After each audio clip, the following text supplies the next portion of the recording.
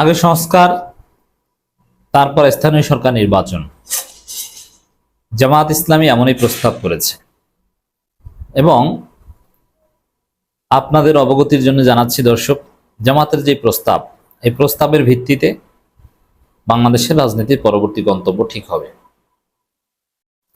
এত সহজ নয় যে বিএনপি জেদ করে ঘাড় ধরে সরকারের কাছ থেকে নিজেদের মতো করে ডিসেম্বরে একটা নির্বাচন আদায় করে নেবে।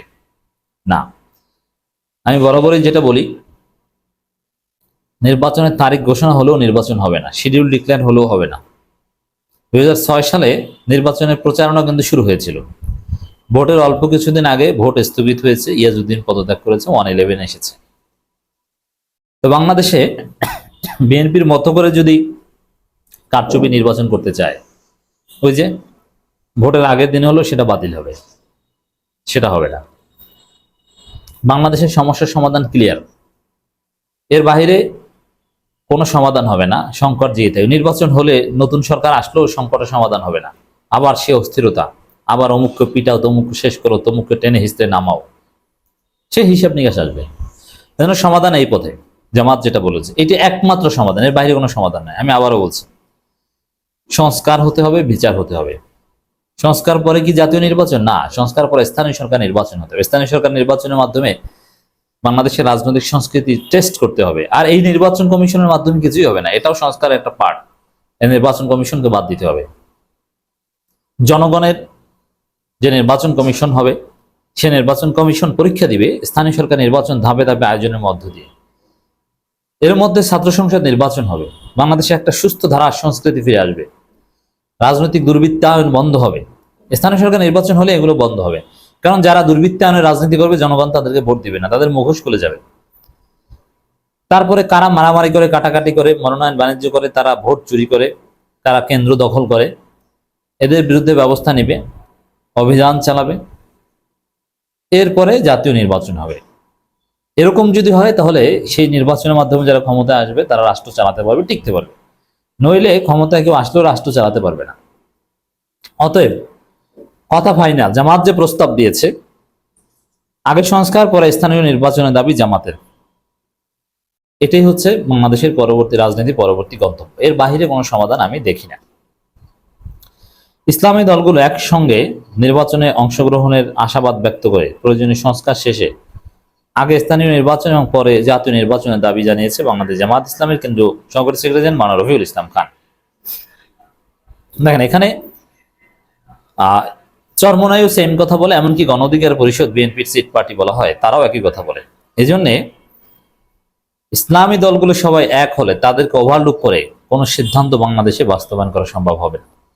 জামাত, চরমোনাই সহ সব দল আগে স্থানীয় সরকার নির্বাচন চাইবে, এক্ষেত্রে ছাড় দেওয়া যাবে না। আর যদি আগে স্থানীয় সরকার নির্বাচন না হয়, জাতীয় নির্বাচনে অঘটন ঘটবে এবং নির্বাচন দুপুরের দিকে পণ্ড হয়ে যেতে পারে। সক্ষমতা টেস্ট করতে হবে, নির্বাচন সেই হাসিনার আমলের রিফ্লেকশন করতে পারে। এই জন্য স্থানীয় নির্বাচন দিয়ে পরিস্থিতি টেস্ট করা, এক্সপেরিমেন্ট করার কোনো বিকল্প নেই। গোপালগঞ্জে জামাত ইসলামের একটা প্রোগ্রামে একথা বলেন মাওলানা রফিকুল ইসলাম খান। গোপালগঞ্জে জামাত ইসলাম এগিয়ে যাচ্ছে। গোপালগঞ্জে আওয়ামী লীগের দুর্গ থাকবে না, গোপালগঞ্জ হবে জামাত ইসলামের দুর্গ, গোপালগঞ্জ হবে ইসলামী আন্দোলনের দুর্গ, গোপালগঞ্জ হবে ইসলামপন্থীদের দুর্গ। আওয়ামী লীগ বাংলাদেশে কোথাও থাকবে না। আওয়ামী লীগ হবে মুসলিম লীগের মতো। আওয়ামী লীগ নিষিদ্ধ সংগঠন, এরা বিচারের মাধ্যমে আবারও নিষিদ্ধ হবে। এই সময় তিনি বলেন, হাজার হাজার মানুষের রক্তের বিনিময়ে নতুন বাংলাদেশকে ঢেলে সাজানোর জন্য প্রধান উপদেষ্টা জুন মাসে নির্বাচনের যে ঘোষণা দিয়েছে, তার 1-2 মাস এদিক ওদিক হওয়া কোনো বড় ব্যাপার না। কিন্তু বিএনপি কেন 1-2 মাস এদিক ওদিক হওয়াটা মানতে পারছে না? জামাত বলছে 1-2 মাস কোনো ব্যাপার না, আর বিএনপি কেন ডিসেম্বরে জিত করছে? এর কারণ আমি অনেকবার বলেছি, আওয়ামী লীগের বিচার ঠেকানো। কারণ ডিসেম্বর নির্বাচন হলে আওয়ামী লীগের রায় কার্যকর সম্ভব নয়, আর কয়েক মাস লেট হলে তখন তার মধ্যে আওয়ামী লীগের ফাঁসিটা হয়ে যায়। তো এটা যাতে না হয়, এই জন্যই ডিসেম্বর নির্বাচন বিএনপি।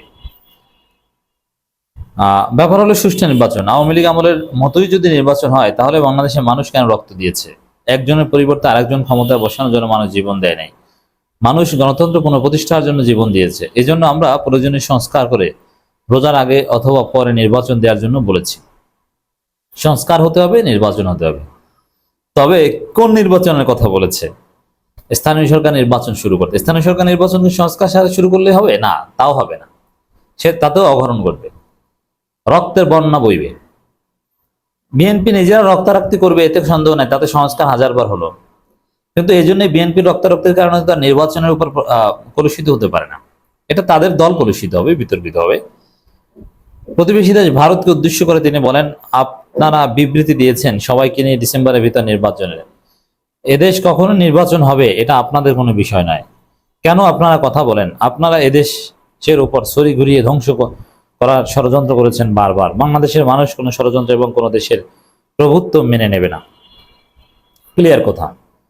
ভারতের এই অযাচিত বক্তব্যের বিরুদ্ধে জামাত ইসলামী আনুষ্ঠানিকভাবে প্রেস রিলিজ দিয়ে প্রতিবাদ করেছে, আপনারা জেনেছেন।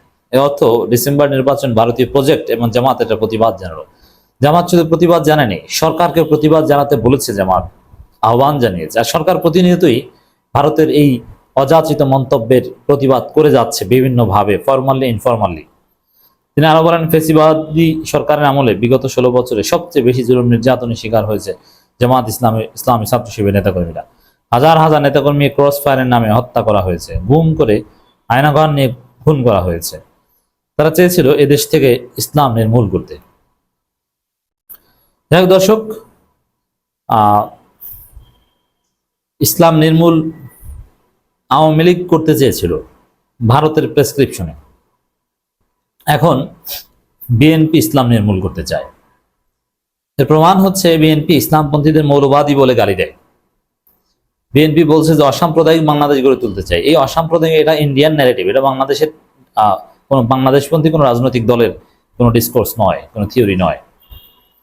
তা আওয়ামী লীগ যেগুলো বলতো, জিয়াউর রহমানের আদর্শ থেকে সরে এসে বিএনপি এখন সেগুলো বলতো।